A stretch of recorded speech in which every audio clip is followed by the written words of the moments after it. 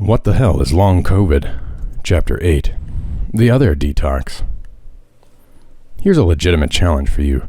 Try going one single month without reading, listening, or watching the news directly or via social websites, YouTube, Twitter, Facebook, etc.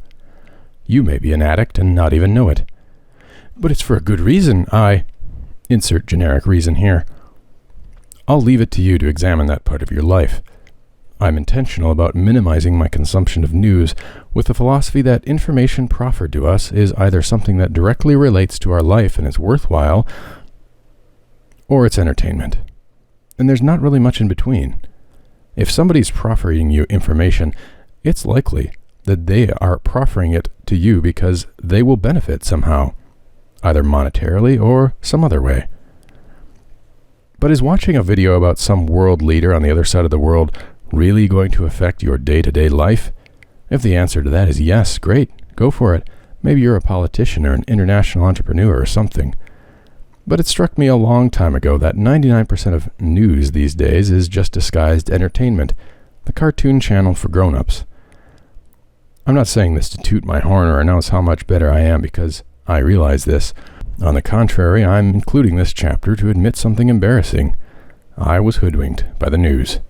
Yes, that's correct. I was hoodwinked by the mainstream news, specifically in regards to COVID, even though I rarely watch it.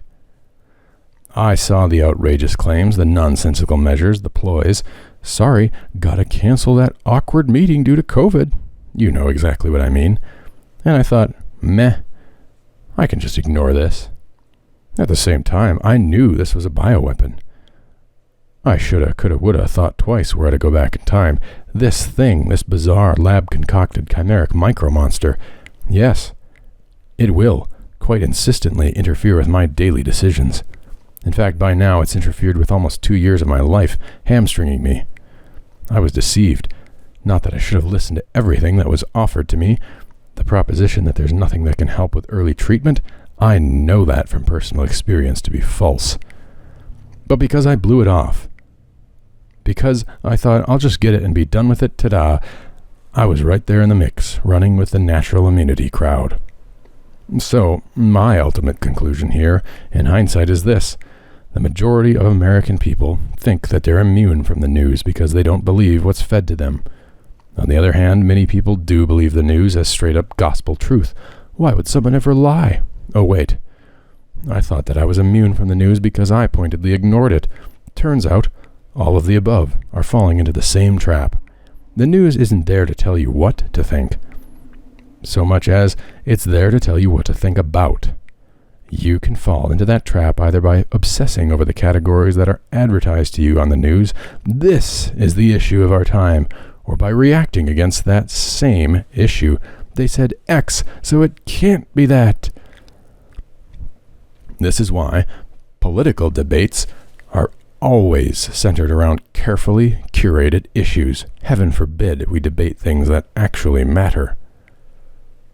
A great example of this is the "it's not a virus" crowd, if you've heard about that. I get where those people are coming from, insofar as they want to make certain claims about how the bioweapon response was handled politically and socially. But you don't have to subscribe to pristine nonsense in order to make those certain claims. COVID is a virus, and it's grossly untenable to argue anything but. But worst of all, by subscribing to such reactionary factions, these "it's not a virus" people become controlled opposition, indirectly promoting, by serving as easy foils, the very thing they oppose. Ultimately, I don't know what the answer is, when exactly to pay attention and when not to. That's prudence. But I will say this, don't deceive yourself into thinking that you can somehow compensate for hours spent gazing into the mass media crystal ball and thinking that you can come away unscathed because you know what's going on. You can't. Your vision will be warped, if not in substance, i.e. what to think, then in focus, i.e. what to think about. If there's one detox that everyone in this modern world should undergo, it's this. As much as possible, minimize all forms of news entertainment, and yes, it is 99% entertainment, and get rid of all junk advertising while we're at it. Just like the food you eat is the building blocks of your body, eat junk food, get junk body. Everything you allow to enter the storehouse of your mind becomes a building block of your mind, whether you like it or not.